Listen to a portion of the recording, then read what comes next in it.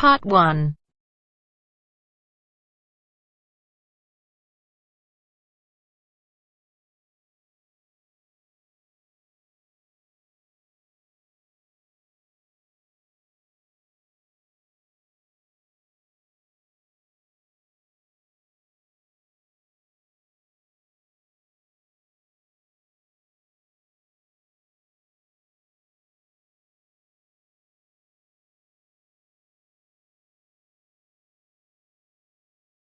Community college classes.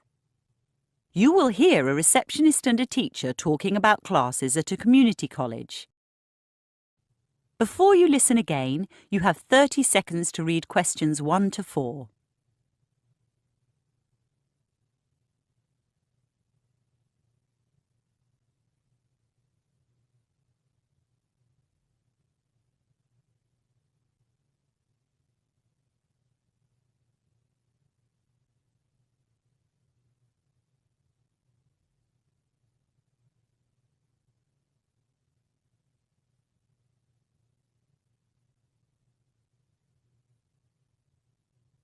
Good evening. How may I help you?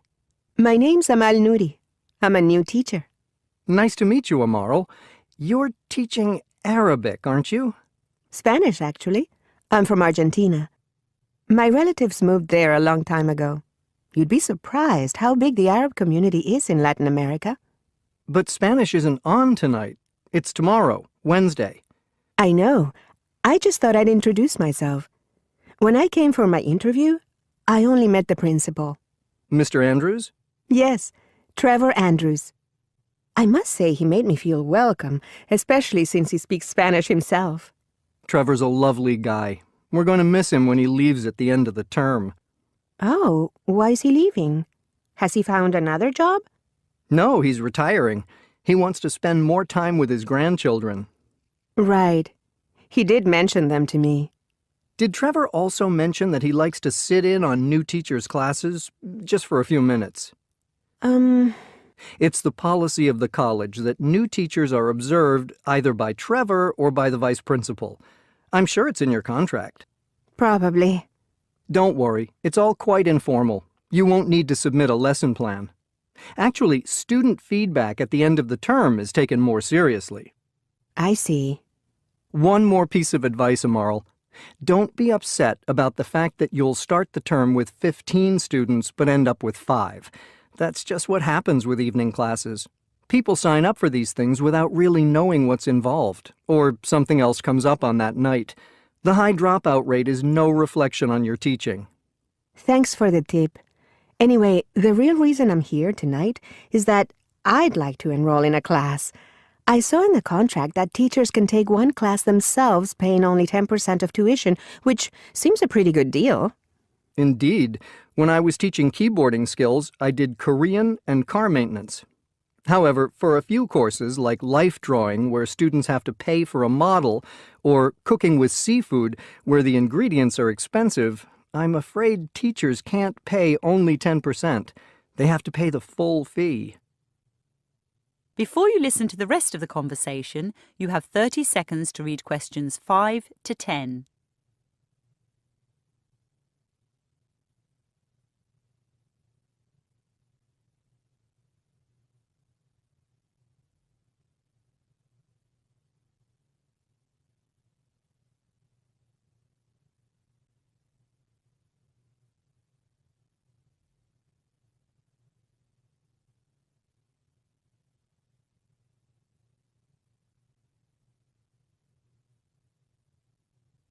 So, Amaral, what would you like to do? I'm interested in Sally Burton's class called Working with Wool. I read about her in the local paper. Yes, she's very popular. She made those amazing sculptures near the town hall. I'd no idea that wool could be used in such huge artworks. I'd always thought of it just in clothing or carpets. Unfortunately, Sally's class is full. You see, she holds it in her studio, so she only accepts 7 students, and we've already had 7 enrollments. I could put you on the waiting list. It's all right. My second choice was watercolor painting on Tuesdays and Fridays. Yikes! There's a class tonight. Kostia's class is also popular, but someone's just cancelled, so there is a place for you. Great. For the first few nights, he's in room 14, but later in the term, when it's lighter in the evening, he takes his class on excursions to the river. There were some gorgeous paintings of the river in the end-of-term exhibition last year. Sounds good. By the way, where will my class be tomorrow? I'm not sure yet. We've had to make a few changes, but I'll give you a call or send you a text when I know. Okay. I don't think I've got your phone number. It's 0212 064 993. 993 or 553? 993. Thanks. Lovely to meet you, Amaral. I hope you'll enjoy your time with us. That is the end of part 1. You now have half a minute to check your answers.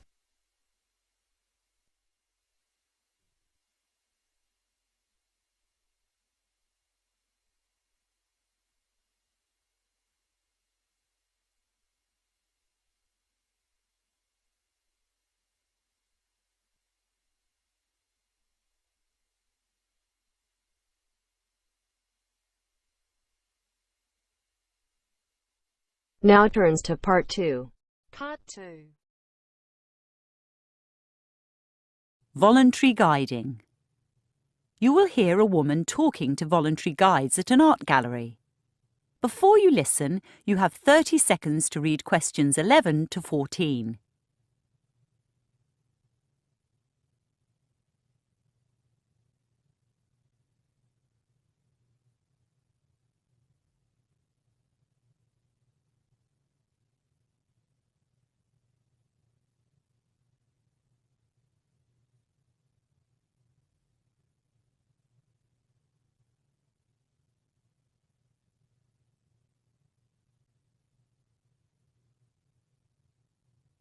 Good morning, I'm Wendy McEwen. Please call me Wendy. I train volunteers at the gallery, and it's my great pleasure to meet you today. To begin, I'd like to quote from a speech made in 1882 by our first director, Eliezer Montefiore. He said the Australian public should be afforded every facility to avail themselves of the educational and civilising influence engendered by an exhibition of works bought at the public expense. We now live in a world where the notion of civilization is seldom discussed, so let me mention some of its synonyms: enlightenment, refinement, and conformity with the standards of a highly developed society.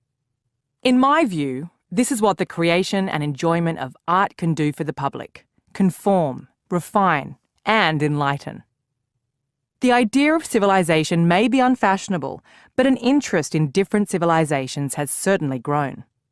Australian art is well represented in our collection. We have some wonderful paintings by Grace Cossington-Smith and Arthur Boyd, but there are Asian and European works to rival those abroad. In fact, the single most expensive purchase this gallery has ever made was a $16.2 million landscape painted in 1888 by Paul Cézanne. Visitors will ask you for this figure, just as they'll be curious about Cézanne's career as a banker in France and his time with his lover in Tahiti. Sometimes it seems the public is more interested in trivia than in art, so it's your job to inform about the techniques of production, the themes an artwork deals with, as well as the culture from which it came. Elevate cultural discourse rather than stoop to the level of the popular press. Bear in mind those words of Eliezer Montefiore. Before you listen to the rest of the talk, you have 30 seconds to read questions 15 to 20.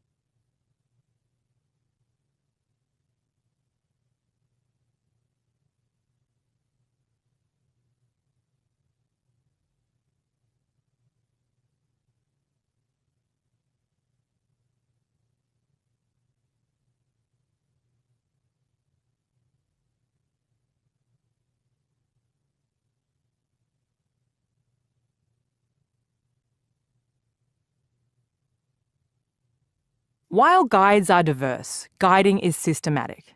By this, I mean we adhere to standardised delivery, whether tours be for viewers on Saturday morning, for school groups, or for VIPs.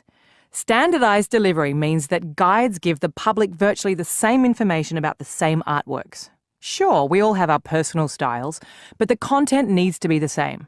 To that end, guides are tested on information before taking their first tour. Guides also have to keep an eye on the clock. Guided tours last 1 hour. Since the building is large, part of that time is taken up in walking as well as mentioning the location of toilets, fire exits and drinking fountains. After recent additions, the gallery is twice the size it was in 2013. So ask your group where they'd like to go first, then calculate how many artworks you can see on each level. Aim for a total of 14 in your hour. In each room, there's lots to see, but you'll only be talking about 1 or 2 items. By all means, when people in your group want to know about a work not on your list, go to it, but be brief. For the iconic works by Australian painters, you'll need to take longer. Some of these iconic works are part of the school curriculum, and many are known to international visitors who come just to see them. In the past, guides stood beside an artwork and gave a short speech. To a certain extent, that's still what happens with an audio tour. However, we now try to involve the public. One technique is called elicitation, when a guide asks questions about an artwork to see what knowledge already exists among the visitors. That way, you don't appear as the ultimate authority, and often visitors know considerably more than you. On that note, there will be times when you need to intervene, to let others in the group speak, to alter misconceptions, or simply to move on. As I said earlier, before you're let loose on the public, each voluntary guide is evaluated. Oh, that reminds me. I recall from your applications that 2 of you are Japanese speakers, so we'll probably ask you to take around groups of Japanese. Now, let's go into the gallery itself. That is the end of part 2. You now have half a minute to check your answers.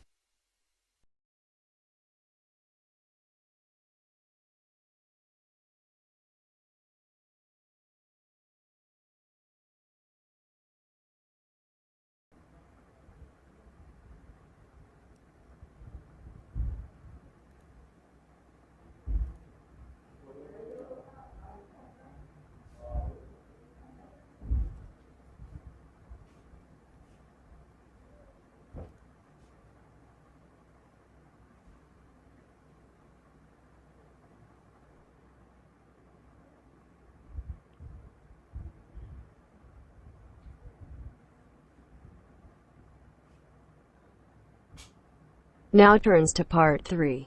Part 3.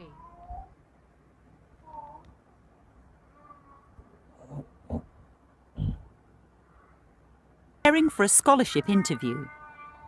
You will hear a woman who is going to be interviewed for a scholarship talking to a man who previously received one. Before you listen, you have 30 seconds to read questions 21 to 27.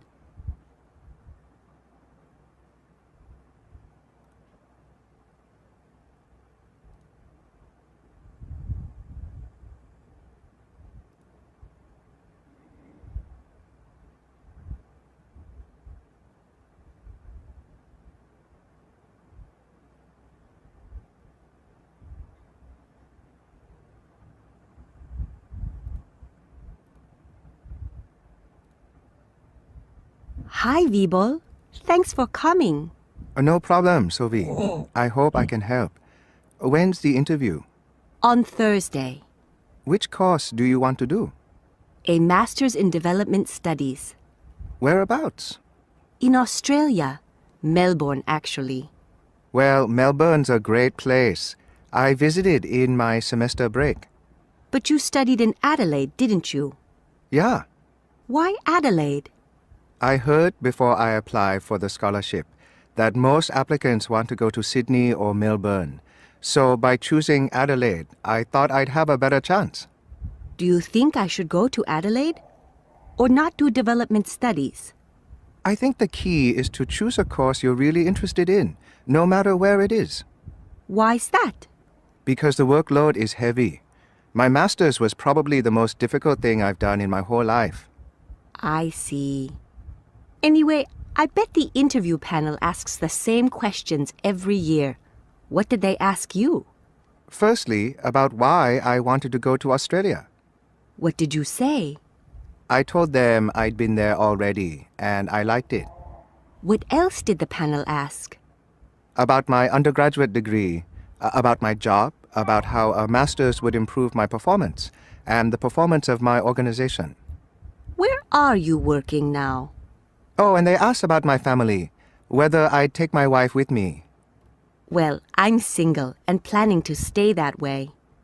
As to the courses helping me at work, you know I quit my regular job working in the university library. Yeah, I heard that. What are you doing now? I'm a volunteer at a rehabilitation center. However do you survive financially? I teach English at night and I live cheaply. Good for you. You could say an MA would improve your prospects of finding permanent work. I wonder what the interview panel will think about my undergraduate degree. It's in Russian and history. I studied Russian so I could get a scholarship to Russia for a master's degree, but I only lasted 6 months in Europe. If I were you, I wouldn't mention you already have an incomplete master's. I'd focus on the work you're doing now. Use phrases like grassroots activism and capacity building. The panel will love that. Oh? I do worry about my background. My family comes from a village on the coast. I seem to recall that most people who were awarded scholarships in the last 3 years came from big cities and were socially successful. In the past, that was true. Indeed, all the interviews were held here in the capital. But this year, they're also taking place in the provinces, so scholarships will go to a more diverse group of people. I don't think you should beg for assistance, Sophie. But you don't need to hide your background either. Be proud of it. I am proud of it. After all, it means you can empathize with the people you volunteer for. However, when you come back with a master's degree, you'll be able to mix with more influential people. I mean politically influential. I'd emphasize that if I were you. I'm not sure the selectors will want to know about my politics, but they may want to see that I'm passionate about development. Before you listen to the rest of the conversation, you have 30 seconds to read questions 28 to 30.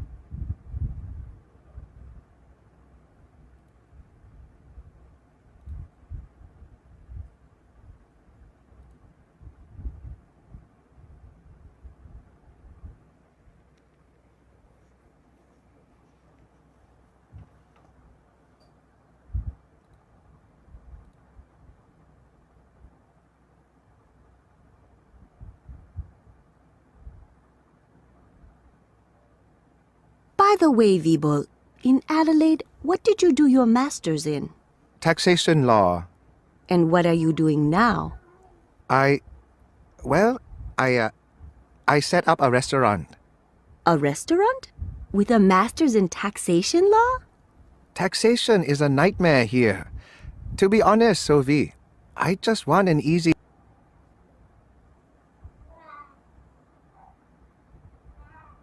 That is the end of part 3. You now have half a minute to check your answers.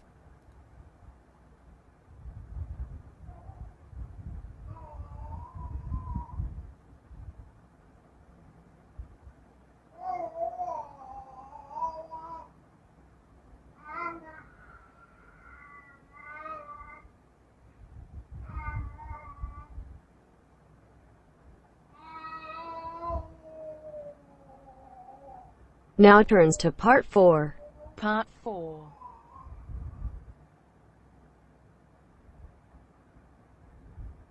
E-waste disposal. You will hear a lecture on the disposal of electronic or e-waste. Before you listen, you have 45 seconds to read questions 31 to 40.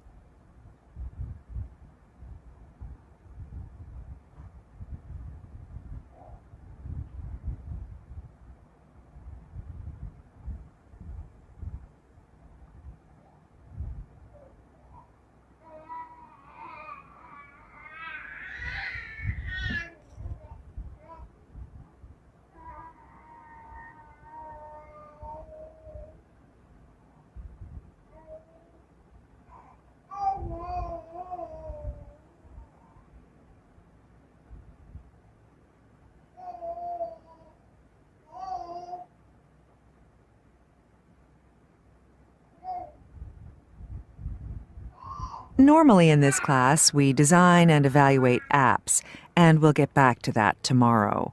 This afternoon, I'd like to raise your awareness about the issue of electronic waste disposal. As some of you know, I've got twin daughters who turn 13 on Tuesday.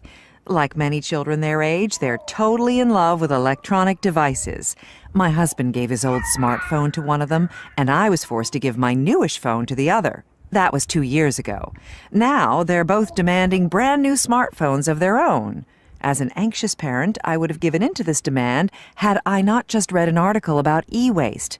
Let me add that I read part of it on my tablet at home, the rest on my desktop computer at work, and afterwards, I counted how many electronic items my family and I have at home, at school, and at work. And we've got 24. Yup, 24. An average American family, no doubt. Anyway, I finally agreed to birthday phones for my girls on condition that my husband and I shed some of our own devices as responsibly as we could. In the past, we've just put them out in the garbage as though they were banana peel or broken plates. This time, I decided to take 2 laptops and my girls' phones to a recycler accredited by the Environmental Protection Agency, or EPA. I found an interactive map on the EPA website showing companies that sign up to recycling schemes called e-stewards and responsible recycling practices. It's easy enough to drop stuff off at these companies and receive cash in return. I do regret to say that in the U.S., the cash return is tiny because there are currently insufficient volumes of electronic trash for these companies to turn into treasure. Since I'd like to encourage this recycling practice among my students and colleagues, there's a web link on my Facebook page. Frankly, I don't think Americans recycle enough. Yet, even with these companies that have popped up recently, there's still a huge problem. I mean, the collection of the e-waste is fine, but who knows how it's processed? The EPA believes that only 20% is actually recycled, and the rest is incinerated or put in landfill. The auditing of this process has yet to begin. The majority of local e-waste, around 8 million metric tons a year, is sent off abroad, mostly to Asia or Africa, where health and safety regulations scarcely exist. One reason the U.S. still banishes most of its e-waste is because it refused to sign the 1989 Basel Convention that controls the export of hazardous waste from rich countries to poorer ones. Needless to say, it wasn't the only rich country to spurn the convention. Neither Canada nor Japan consented to a 1995 amendment banning such trade completely. However, European signatories to the Basel Convention may not, in reality, behave any better. Inspections at ports in Germany and the Netherlands have proven that e-waste, like much other cargo, is deliberately mislabeled so it passes unnoticed through customs. So what's inside e-waste, and who deals with most of it? Well, the list of chemicals is very long indeed. An average smartphone contains around 60 different chemical elements. Heavy metals, like lead and mercury, exist alongside arsenic, beryllium, cadmium, and polyvinyl chloride, all toxic to humans in quite small amounts. When electronics are incinerated, unless at extremely high temperatures, many more toxins are produced, including halogenated dioxins and furans, which seriously contaminate the food chain. India and China are 2 major processors of e-waste. At present, the city of Guiyu in Guangdong Province in China is considered the world's e-waste capital. American, Japanese, and European containers loaded with e-waste arrive in Guiyu hourly. But these days, there's also considerable waste from the rest of China itself. The EPA estimates that by 2020, 100 million metric tons of e-waste will be produced globally each year, and of that, only an infinitesimal amount will see its way back into more electronic products. So, designing apps for this digital age is important. As an extra assignment, I'd like those of you who are interested to create one that lets users responsibly end the lives of their many electronic devices. That is the end of part 4. You now have half a minute to check your answers.